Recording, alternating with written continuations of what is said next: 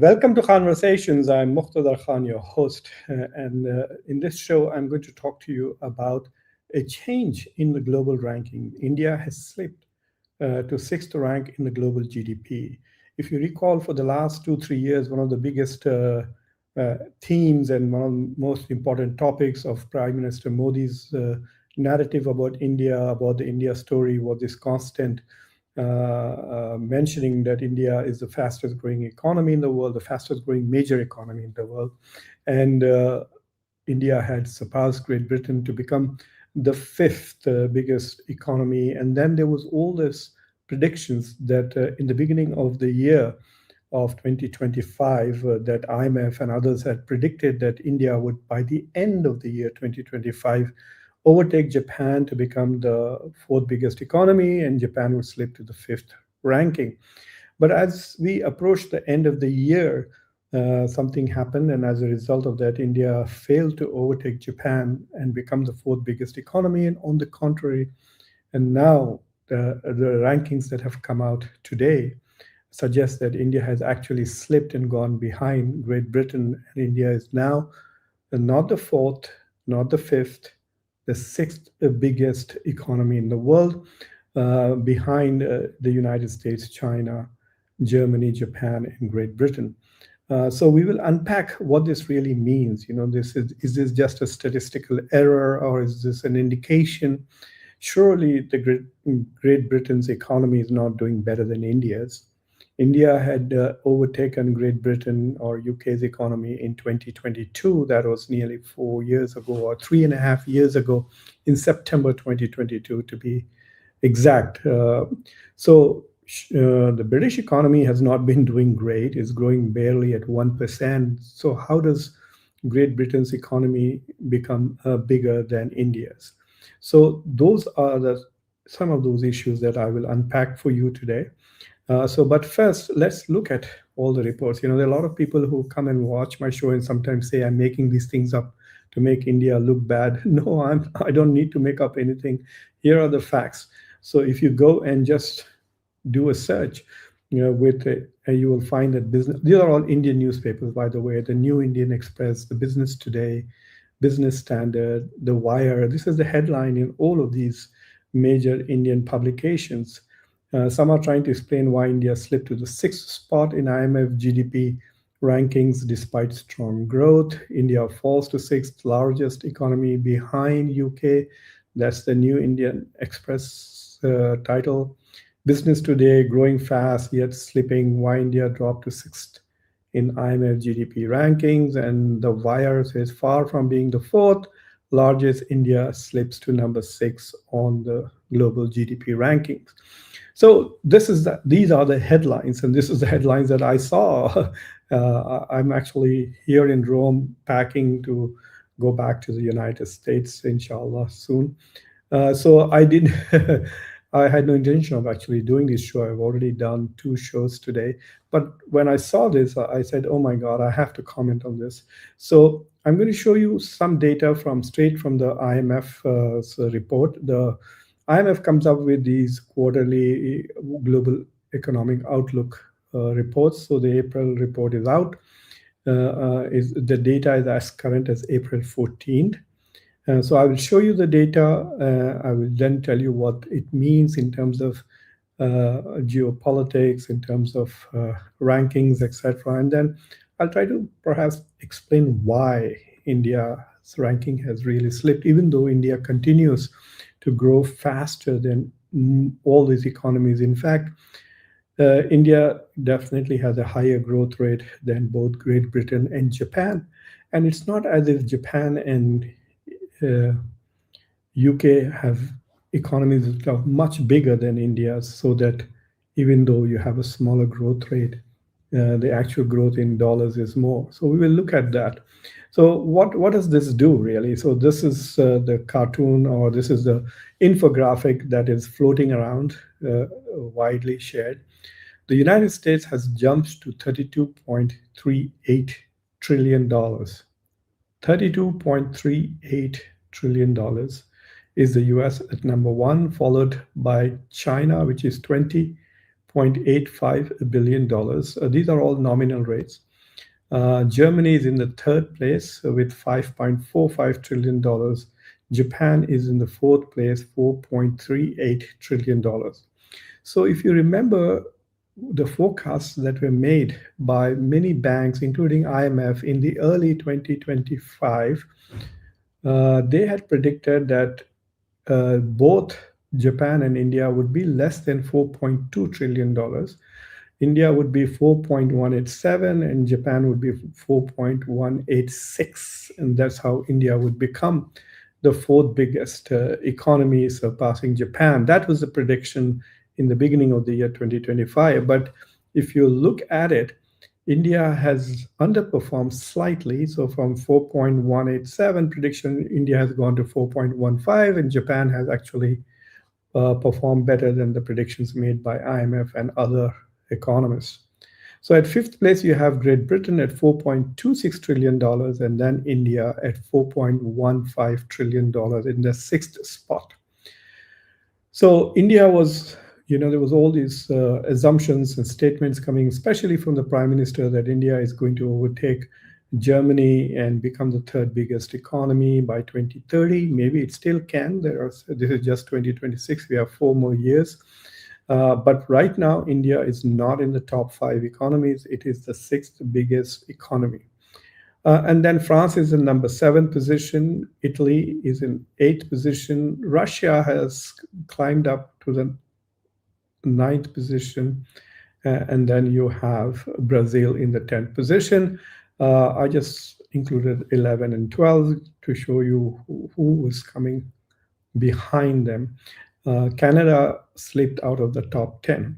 So if you now look at the top 10, you notice that China, India, Russia, and Brazil are now in the top 10. These are the BRIC countries. So four, except for South Africa, which is not in there. In G20, you have Saudi Arabia, Indonesia are part of the top 20 from BRICS. But what you see right now is that of the top 10 countries, 6 are G7 countries, which is obviously US, Germany, Japan, Great Britain, France, and Italy. These are part of G7. So in the top 8, you have 6 of the G7 countries are there, and then only China and India are part of top 8. And ninth and 10th are also BRIC countries. So this is the global ranking. So that at the moment, this is what will remain. It is quite possible that this ranking could change next year or maybe towards the end of the quarter. I also want to remind you guys that if in March, I did a conversation with 2 prominent economists, if you remember, Dr. Santosh Mehrotra and Dr. Amirullah Khan. And in that, based on that conversations, I had written this article in the Diplomat. India is not the 4th biggest economy in the world, but does that really matter? So by then, it was very clear, even to me, that India is not going to be the 4th biggest economy. It was going to slip behind. So where is this coming from, this data? This data is coming from this report, The Global Economy in the Shadow of War, April 2026. So first thing that I'm going to do is I'm going to show you where the data is. A lot of you are very skeptical. They just listen to government-sponsored media, and then you don't. So let me share the screen and first tell you where this is coming from. This is coming from this report from the Global Economy in the Shadow of War. This is the World Economic Outlook published by IMF. And you can go and look at all the data that you want. This is their annual report. So this is where all the data is. So if you actually download the data sheet, it's a very complex Excel sheet, and it makes things a bit too complicated. So to understand that, you have to go to a simpler version, would be to go to a place called, let me share it with you. Worldometer. So if you go to Worldometer, it is GDP by country 2026 IMF report. So what they did was they took the data and they summarized it in a manner which is very easy for us to see. Okay, GDP by country 2026. So I'm going to walk you through this data, and so you can take a look at it. Okay, let me. Oops. Here it is. So you can see this is the data of the countries. And so the number one country is obviously the United States, and at $32 trillion, and then China, and so on. So these are the world rankings. Japan six. So for those of you people are very curious about who's coming next, so you can see on the 11th, 12th, also the subsequent ranking. 11th is Canada, Australia, Mexico, Spain, South Korea. Turkey is at number 16 spot. Indonesia is 17. Indonesia is part of BRICS. Saudi Arabia is part of BRICS, 19. And Switzerland is in the top 20. And so these are the rankings. Indians are particularly interested in Pakistan. So Pakistan is ranked 45 but right now they are using only 2025 data for Pakistan. I don't know why. This is the projection for Pakistan that it will be $407 billion. So it's not even half a trillion. It is, if you notice, less than Bangladesh, which is 37 at 510. So Bangladesh is $100 billion more than Pakistan in its turnover, even though the population of Pakistan is probably 50 to 70 million more. So you can see, I will be showing you more data so you'll get a sense of where we are going with this. And the rest, so you can see they rank about 160, 190. Oh, wow. They have 218 countries ranked here. The smallest country is Tuvalu at $65 million. It's a really very low GDP. So this is rankings by GDP, but I want to show you something which is much more troubling, which is GDP per capita. So the United States GDP per capita has really jumped up to $94,000. So I should feel rich. So now $94,000 is the per capita of the United States. Now, that doesn't mean that everybody in the US has that much money. What it really means is that's the average of the country. But look at the other data that I'm going to show you. So if you look at China, which is number 2, so China has just reached the benchmark for a high income economy. 14,874 is the per capita of China. Germany is obviously very rich at 65,000. You can see the difference. Japan is at 35,000. United Kingdom is not doing badly at all, 61,000. And then look at the drop to India. India's GDP per capita is $2,800. That's it. See the anomaly in the top 10. These are the top 10 countries, and the poorest country in the top 10 is Brazil. And Russia, in spite of after the war, it is still at 18,000. It has been at war for 4 years. Its economy is safe, facing so much sanctions, yet the per capita income is 18,000. That tells you the quality of life is far, far superior in Russia than, say, in India, which is 2. So India really is a very poor country in the top 10. Canada is 60. Look at Australia, 75,000. And then you have Mexico, 15. Even if you look at G20, the second poorest country, or the poorest country in G20 is Indonesia at $5,000 per capita. The term Viksit Bharat that Prime Minister Modi keeps using is right now at around 4,000 something. So Indonesia is already surpassed what is the vision for India's 2047 vision of Viksit Bharat. So Indonesia today is bigger, or shall we say richer, in terms of per capita income than what would be India's dream of becoming, which is Viksit Bharat. So this is a very troubling data. This is what Indians don't talk about it. Prime Minister Modi never talks about it. He's always talking about GDP growth, GDP growth. We are number three, we are number four, we are number five, we're going to become three, and so on, because that number looks good. But that is not a true indication of India. It doesn't mean that India is a rich country, even though it is sixth biggest economy in the world. It just says that India has a huge population of 1,400 million. So if you look at, for example, look at these countries. UK is at 4.26, is just 65 million people. India is less than UK, but India is nearly 1.4 billion people more than UK.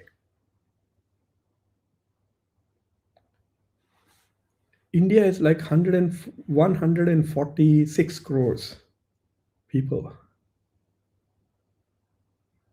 whereas UK is just 6 crores. So then you get an idea of why this is so poor. But I'm going to show you something else which is going to shock you guys. So I'm going to look at the rank. So right now what you are seeing is ranking by GDP. Okay. So US is number one and so on. This is the rank. But now I'm going to show you GDP per capita ranking. And the richest country in the world is Monaco, the little tiny island, tiny country near Switzerland and France, which is a 256 per capita. These are tiny countries with very high GDP per capita. Singapore is at 107, Norway is 100, and so on. So in terms of GDP per capita, you can see that the US this is the US rank on that. But if you go down, I'm going to give you a shock if you are from India.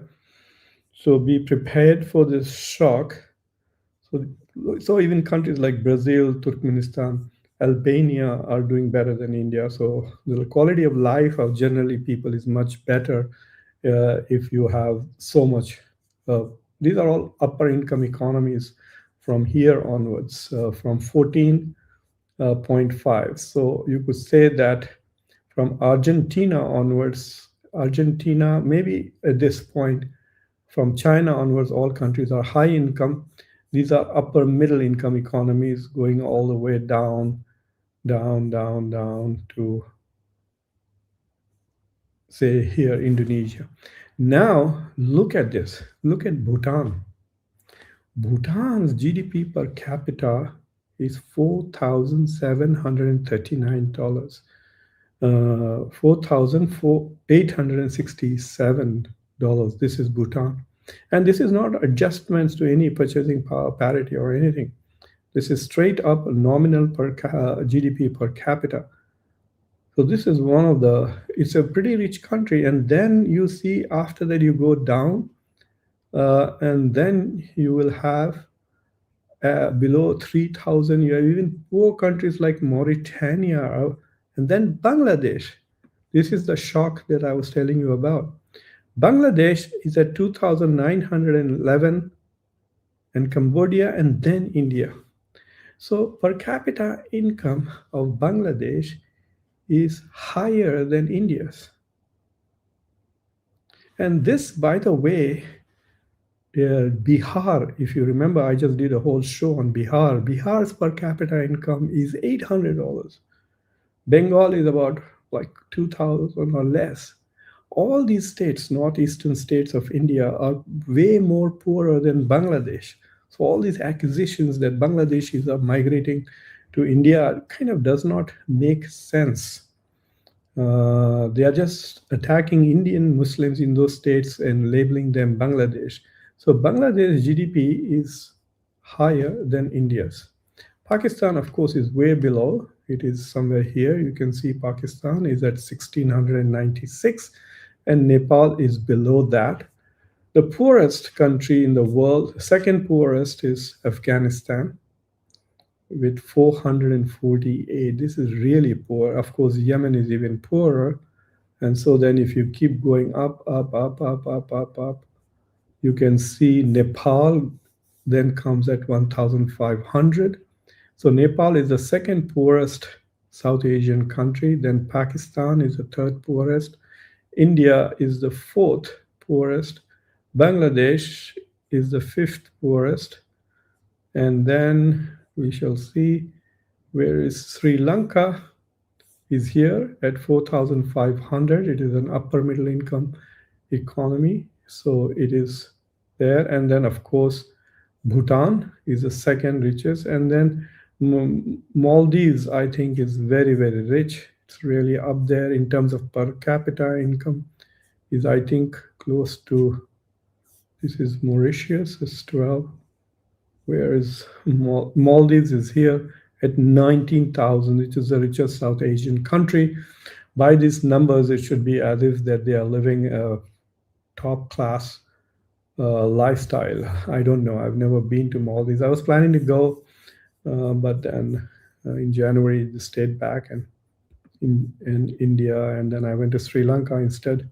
Actually, we wanted to go to Maldives. My wife said, I want to go to a real country. Maldives doesn't look like a real country. It looks like a tiny piece of island. So we went to Sri Lanka. It was a wonderful trip. So this is the reason. So why is this happening? Why is India slipping from fourth to fifth and fifth to sixth? We made this case in this argument. I'll just sum up those things for you. Number one, it is happening because of the drop in dollars. Let me show you this data. You know, in 2014, when Prime Minister Modi was running for office, he used to make all these speeches saying that why is dollar falling from 57, 58 to 59, 60? Why is Indian rupee falling in comparison to dollar? It shows that the Prime Minister has lost credibility. Well, why doesn't he say that now? So I'm going to show you what is happening with the Indian dollar. So right now I'm showing you rupee to dollar. So this, in the last 1 year, this is the fall of the value of Indian rupees going down. And because the GDP is measured in dollars, not in rupees, if yen doesn't go down, so if you look at, say, the British pound, how would they have UK?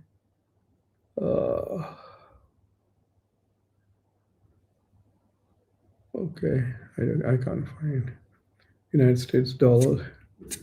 Maybe they have it here, British. Anyway, if you look at the British pound, it is not falling as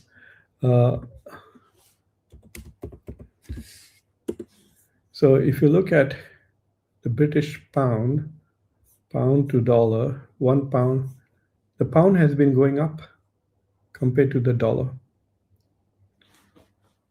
And that is one reason why England has overtaken the US. So as pound becomes stronger with regards to the dollar, the GDP the size of the GDP goes up. So if you look at the yen has remained where it is, up and down, up and down, up and down in 1 month. See, in 1 year, even, okay, fine, the yen has also gone down. So we can't use that as an excuse to explain why Japan has gone up. Maybe yen has fallen at a faster pace than rupee. But that is one reason why. So if you look at the case for rupee, this is 1 month, this is for 1 year. In the last 1 year, it has gone from 85 all the way to 93. It had gone to 95, but went down after the new rules were made by RBI. So it's now become 93.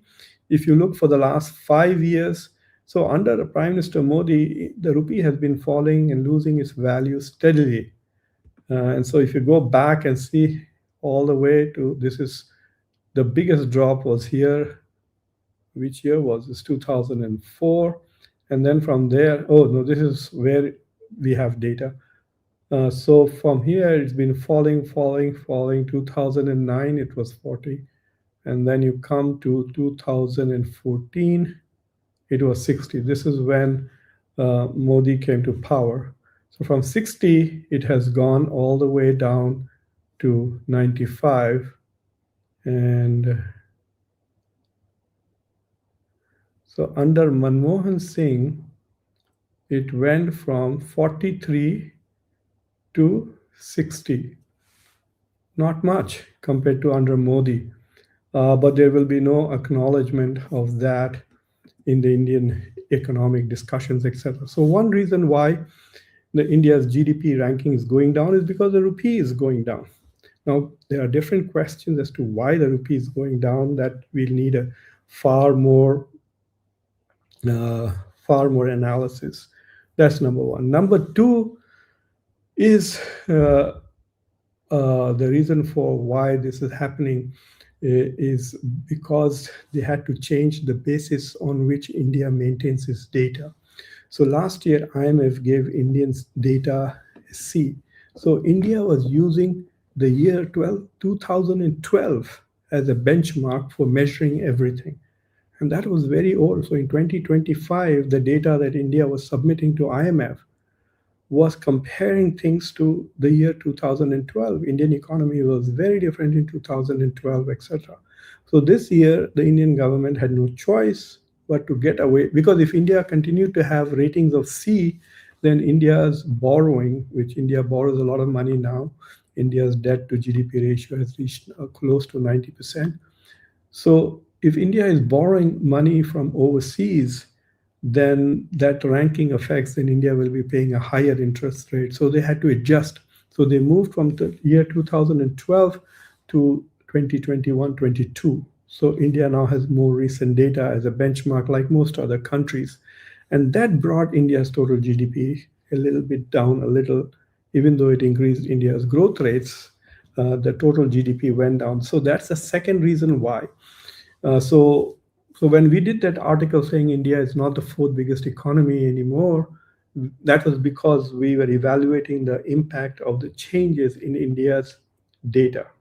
So when the Indian government, so the article that we published in the Diplomat, we also did a whole show in this. So in this article, we explain that how India's change of data, and if you see the show with Santosh Mehrotra and Amirullah Khan, we discussed in detail how India had changed the way it measures its data, and we will see what grade IMF gives for India's data quality. So that's the second reason why India. The third reason why India is having is because money is running away from India. For the last 5, 6 months, everything, foreign direct investments have been going down and foreign private investments have been going down. I have done 2 or 3 shows showing the data where this is happening. So under that data, you can see how things are going away. So people are pulling money out of India, and that reduces the value of Indian rupees, and that reduces the value of India's total GDP. So these are some, and then there are some structural weaknesses in terms of job creation. Millions and millions and millions of Indians leave India and go abroad in search of jobs. In the Gulf alone, there's 1 crore Indians. Can you imagine if they came back? Uh, would they be able to get 1 crore jobs in India? Some of those jobs are very high skilled, and all of them are highly paid jobs. So Indians going away abroad, migrating abroad, all of that is because of the weakness of the structural weaknesses in the economy. Plus, India still is a net importer. So India's imports are still more than its export. And one interesting thing about the Indian economy is that it is consumption driven, not production driven. So because it consumes, there is growth in GDP. And a lot of India's GDP is coming from the government's spending on infrastructure. So the roads that they're building, the bridges and all those trains, etc., that you see Modi inaugurating all the time. He inaugurates a tunnel here, a railway station there, an airport here. And all of that is infrastructure spending. It goes straight into the calculation of the GDP.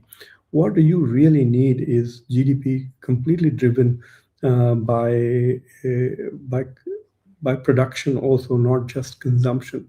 So right now, this is where it is. I just wanted to share with you that as of today, India has slipped from number 4 or 5th. Officially, there was no announcement that India had become 5th, because in the beginning of the year, last year, at this time, the prediction was that India would become the 4th biggest. India did not become the 4th biggest. India had remained the 5th biggest, and now it has slipped to 6th biggest.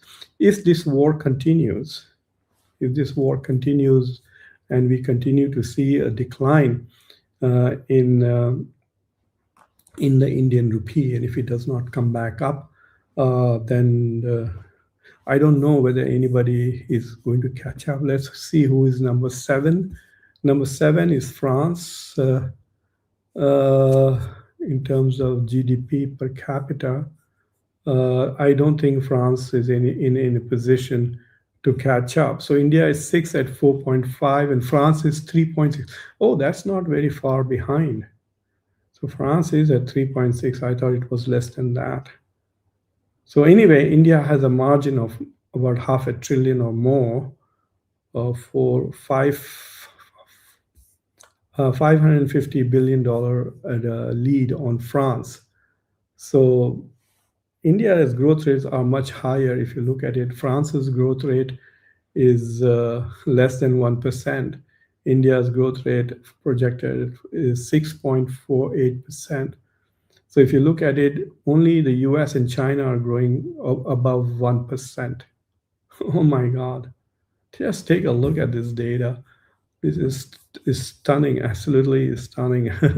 You guys need to see this data as to how badly these countries are doing in terms of growth. So if you look at the US, is doing at 2.32. So this is phenomenally high at $32 trillion. 2.32 will be 2%, would be 6.4 plus 1.26, $760 billion. That's a lot of money. The US is adding to its economy, $760 billion. So China is at 4.4% of $20 trillion. So that is 80. Yeah. So China is also adding about 880 billion per year. But look at Germany's growth rate, not even 1%. Look at Japan, not even 1%, 7.72, 0.73. Look at UK, all of this is less than 1% growth. India is then, look at 6.48. So India should be able to soon catch up with Germany and UK, maybe in 2 more years, unless the rupee falls further and there are some other bad news as a result of the war. And then France is also below 1%, and Italy is just 0.5%. So if you look at all the G7 countries, their growth rate is less than 1, except for the US. And then you look at BRICS countries, China is at 4.4, India is 6.48, and then you have Russia is 1%, Brazil is little less than 2%. So they're not really growing. Australia, 2%. Turkey is at 3.37, and then Indonesia is at close to 5%. So if you look at the top economies, Taiwan is at 5. They're all 2 to 3%, below 3%. Rarely, Saudi Arabia has gone to 3.2. So one thing that is that as your base begins to increase, your growth rates fall. But right now, India is not in that big category for it to feel as if that drop in GDP growth rate is justified. But like I said, if the war continues and if the price of oil remains up there, close to $100 a barrel, then we will see what kind of an impact it is going to happen. Today, I was talking to somebody from Madhya Pradesh, and he was saying that he lives in an apartment. He lives in a neighborhood where there is a guy who has a mobile kitchen or something on the road where he cooks food and gives. And the last 3 cylinders of LPG that he bought, he's buying them at 5,000 rupees, the commercial one. I thought that they were far less. I mean, the initial price was 900. So he's going to go out of business. The poor guy is not making any profit. He's continuing to buy 5,000 on the black market to continue to keep his customers. He's not making any profit. He's in fact making losses. So if this continues, if the war continues like this, Strait of Hormuz remains blocked, then a lot of poor people are going to get hurt very badly, and that's very, very scary. I was reading reports as to how migrant workers who went to the city to get jobs are unable to eat food because of the absence of LPG. And as a result of that, they are not even allowed to cook in their apartments and houses where they are renting. Some of them try to bring wood into the houses to cook, and they were told you can't do that. So they are going back home. They are giving up their jobs and going back home because there is absolutely no food available. So these are some very serious consequences of this Iran war. If it continues even for 1 or 2 months, it could ruin the lives of many people and ruin many economies, especially developing economies. Sri Lanka is in trouble, Bangladesh, Pakistan, India. Some of those countries like Japan and others who have hoarded oil, and they might be doing reasonably well for some time, but this is becoming a global epidemic. So anyway, thank you for watching conversations. I hope you found this thought provoking. I know people in India, I don't know what's gone wrong with them these days. They become all mentally brain dead. When IMF says, oh, the India is becoming fourth biggest, they celebrate it and say, oh, this is great. And now they'll probably say, oh, this data doesn't matter. What matters is God knows what, maybe watching Durandar movie or something like that. But this is troubling and very, very worrisome, and the government has to change, or they have to either change the policies or change the government, because at this rate, you saw how poor India is, even though it has such a high GDP. It is just $2,800, and the rest of the top 10 countries, the poorest one is 18,000 per capita. It's 9 times or 7 times richer than India. So it is a very strange anomaly with such slow GDP per capita. That number is more important than the total GDP. It's like saying that there are 10 of us, and 10 of us make only 500 rupees per month. And that is, our total economy is 5,000 rupees per month. But if there's some one person or two people and they are making 4,500, whose life is better? That one person who is making 4,500 rupees per month, or 10 of you together who are making 5,000 rupees a month? That is India compared to other countries. Because you have 140 crore people, we just throw this big number saying, oh, we are the fourth or fifth biggest. UK's population, let me give you the exact number. You will be shocked. UK population in crores, like I say, should be around 7 crores, 6.9 crores. So UK's population is 7 crores. It's richer than India. In India, it's 140 plus crores. And it is roughly the same population.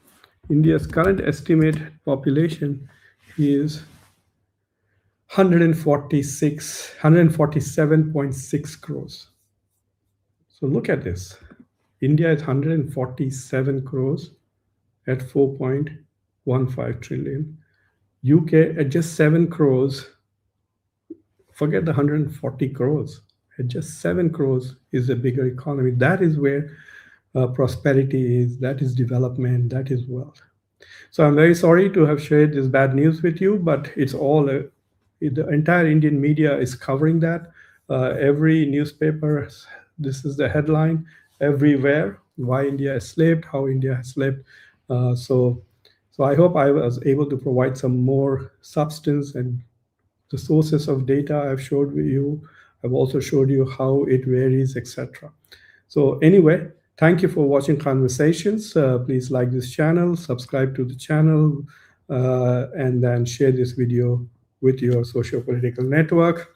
Until next time, I'm your host, Muqtada Khan. Take care. Bye.